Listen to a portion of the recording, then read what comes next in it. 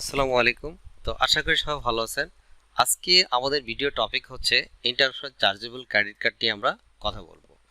তো আমরা যখনই অ্যামাজন বিজনেস করার প্ল্যান করি অথবা অ্যামাজন সেলার সেন্টারে অ্যাকাউন্ট ক্রিয়েট করতে যাই, তখনই আমাদের এই ক্রেডিট কার্ডটা প্রয়োজন হবে। তো এইখানে আমরা ক্রেডিট কার্ড কি কয় ধরনের হয়ে থাকে, আমরা কিভাবে পেতে পারি, কোন ব্যাংকগুলো ক্রেডিট কার্ড গুলো প্রোভাইড করে থাকে, এই টোটাল বিষয়গুলো আমি এই ভিডিওতে আলোচনা করব। আপনারা যদি শুরু থেকে শেষ পর্যন্ত দেখেন, আশা করি আপনাদের যে কনফিউজিং যে বিষয়গুলো আছে, আশা করি আপনাদের এটা ক্লিয়ার হয়ে যাবে। কারণ হচ্ছে অনেকেই এই ক্রেডিট কার্ড সম্পর্কে ডিরেক্ট কল করে থাকেন, হোয়াটসঅ্যাপে মেসেজ করেন অথবা ফেসবুকে মেসেজ করেন, বিভিন্নভাবে বিভিন্নজন জানতে চান যে ক্রেডিট কার্ডটা আমরা কিভাবে পেতে পারি, কোথা থেকে পাওয়া যায়। এই সকল বিষয়গুলো আপনারা যেহেতু রেগুলারই এই কোশ্চেনগুলো করে থাকেন, আমি চিন্তা করলাম যে এর উপরে যদি একটা ভিডিও বানানো যায়, তাহলে আশা করি আপনাদের এই যে কোশ্চেনগুলো ছিল, আশা করি এই ভিডিও থেকেই আপনারা বুঝতে পারবেন। তো প্রথমত যদি বলি যে ক্রেডিট কার্ড মেইনলি দুই ধরনের হয়ে থাকে। একটা হচ্ছে prepaid dual currency credit card, আরেকটা হচ্ছে postpaid dual currency credit card. তো আমরা যে অ্যামাজনের বিজনেস করতে যাব তখন আমাদের যে কার্ডটির প্রয়োজন হবে সেটা হচ্ছে postpaid dual currency credit card. তো প্রিপেড যে ডুয়েল কারেন্সি ক্রেডিট কার্ড আছে সেটাতে আমরা অ্যাকাউন্ট ক্রিয়েট করতে পারবো না। ওইটাতে যদি অ্যাকাউন্ট ক্রিয়েট করতে চাই তাহলে হয়তো আমাদের ওইখানে ইনভ্যালিড ক্রেডিট কার্ড বা আমাদের ওইখানে ক্রেডিট কার্ডকে রিজেক্ট করে দেবে, আমরা অ্যাকাউন্টটা সাকসেসফুলি কমপ্লিট করতে পারবো না। তো এই ক্রেডিট কার্ডগুলো মেনলি যে ব্যাংকগুলো প্রোভাইড করে থাকে, বাংলাদেশের যে প্রথম সারির যে ব্যাংকগুলো আছে, স্পেশালি যদি বলি city bank, bank Asia, EPL, ইসলামী ব্যাংক, এই টাইপের আরও বেশ কিছু ব্যাংক কিন্তু ক্রেডিট কার্ডগুলো প্রোভাইড করে থাকে।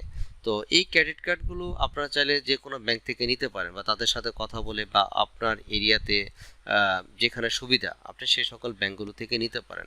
এখন প্রশ্ন হলো যে আপনি ক্রেডিট কার্ডগুলো কীভাবে পেতে পারেন। তো অনেকে একটা বলে যে না, ক্রেডিট কার্ড পাওয়া তো অনেক জটিল একটা ব্যাপার, তো আমরা ক্রেডিট কার্ড কীভাবে পাবো, আমি তো স্টুডেন্ট, আমি তো জব হোল্ডার, ক্রেডিট কার্ড আমাকে কেন দিবে, আমার তো প্রপার ডকুমেন্ট নাই। এই টাইপের অনেক কোশ্চেন যেহেতু আপনারা করেন, সেই কথাগুলো আসলে বলা এখানে। তো মেইনলি আমি বোঝানোর চেষ্টা করব আপনাদের যে আপনারা কিভাবে ক্রেডিট কার্ডগুলো পেতে পারেন। তারপরে যদি আমার ভিডিও থেকে যদি আপনার কিছু ল্যাকিংস থাকে জানান, ডিরেক্টলি আপনার যে ব্যাংকগুলোর কথা বলে দিলাম এই ব্যাংকগুলোর সাথে যদি আপনি ডিরেক্টলি কথা বলেন, তাহলে আপনাদের আমার চেয়ে আপনাকে আরও ডিটেল বলে দিবে। আপনি যদি আরও কিছু জানা থাকে তাদেরকে বলতে পারেন, আপনাকে সব বলে দিবে। মেনলি ক্রেডিট কার্ড আপনি তিনভাবে পেতে পারেন। প্রথমত হচ্ছে বিজনেস। এখন ধরুন আপনার লোকাল কোনো বিজনেস আছে, যে কোনো বিজনেস আছে, এবং সেই বিজনেসের অবশ্যই আপনার প্রপার ডকুমেন্ট থাকতে হবে। তো এই প্রপার যদি ডকুমেন্ট থাকে, সব কিছু দেখাতে পারেন, তো আপনি বিজনেসের থ্রুতে কিন্তু আপনি একটা ক্রেডিট কার্ড নিতে পারেন। তো এখন বিজনেস যদি না থাকে তাহলে কি করবেন?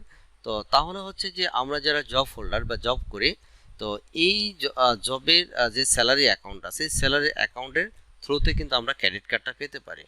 এখন ধরুন আপনি যে অফিসে জব করেন, সেই অফিস আপনাকে কি করে ডিরেক্টলি স্যালারি দেয়, আপনার হ্যান্ড ক্যাশ দেয়। তো আপনাকে ব্যাংক অ্যাকাউন্টে কিন্তু আপনার স্যালারিটা দেয় না। তখন কি হবে? তখন কিন্তু আপনার ওই হ্যান্ড ক্যাশ যে স্যালারিটা পান ওটার এগেনস্টে কিন্তু আপনি ক্রেডিট কার্ডটা পাবেন না। তার মানে আপনার যদি বিজনেস না থাকে তাহলে আপনি পাচ্ছেন না। আর যদি স্যালারি অ্যাকাউন্ট না থাকে, ডিরেক্টলি আপনার স্যালারিটা আপনার স্যালারি অ্যাকাউন্টে ট্রান্সফার না হয়, সেটা তাহলেও আপনি ক্রেডিট কার্ড পাচ্ছেন না। আর দ্বিতীয় যে অপশনটা, এটা সবার জন্য, স্পেশালি আপনি বিজনেসম্যান হোক, আপনি যদি স্যালারি অ্যাকাউন্ট থাকে তারপরে যদি নিতে চান, এভাবে নিতে পারবেন। যেভাবেই হোক, এটা হচ্ছে আপনি স্টুডেন্ট হলেও আপনি নিতে পারবেন। সেটা হচ্ছে কি, এফডিআর করে। এফডিআর মানে হচ্ছে একটা ফিক্সড ডিপোজিট করে। তো আপনাকে যে ক্রেডিট কার্ড দিবে ব্যাংক, এটা কেন দিবে? তো তাদের তো অবশ্যই একটা সিকিউর একটা প্রসেসের মাধ্যমে আপনাকে আসতে হবে। তো আপনাকে হয়তো $300 বা $500 একটা লিমিট দিল, আপনাকে তার ডকুমেন্ট কি, আপনাকে কিভাবে ধরবে?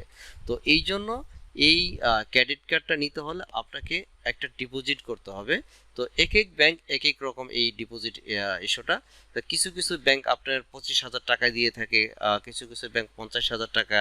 তো আপনি চাইলে 50,000 টাকা বা 1 লাখ টাকা, আপনার এটা ডিপেন্ড করবে আপনার বাজেট কেমন আছে তার উপরে। তো আপনি নিতে পারেন। তো আপনি যখন, আমি সাজেস্ট করব যে 50,000 টাকা দিয়ে আপনি অ্যাটলিস্ট নেওয়ার।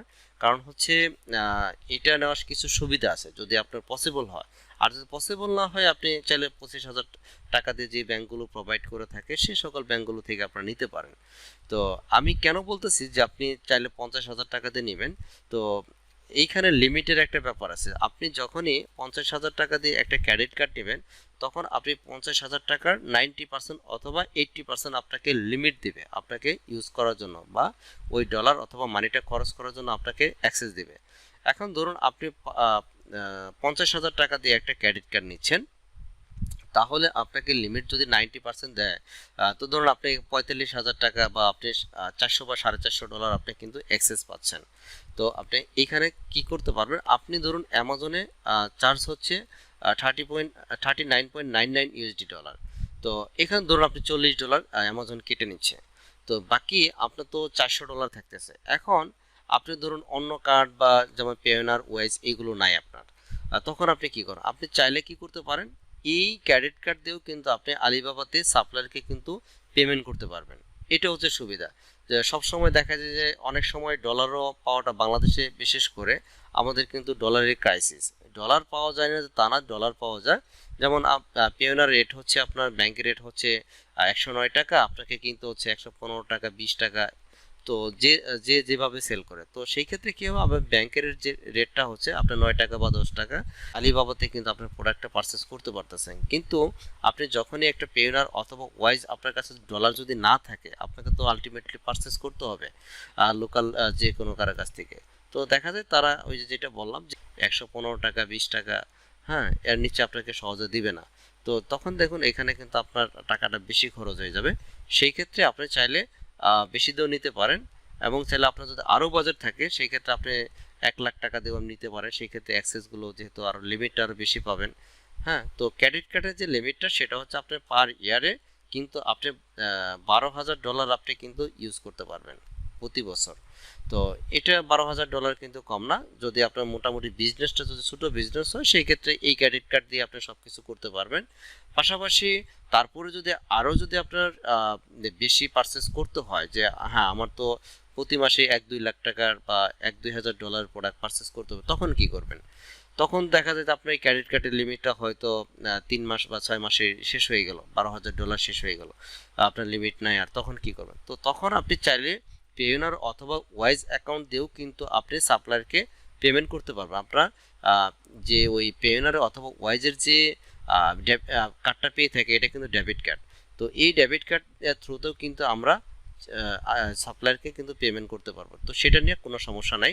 তো ওইখানে দেখা যায় যে আপনি 10,000 $20,000 যদি আপনি প্রতি বছর যদি আপনাকে পারচেস করতে হয়, ইট ডাজন্ট ম্যাটার, আপনি সহজেই করতে পারবেন। ঠিক আছে, সবাই ভালো থাকবেন। আসসালামু আলাইকুম।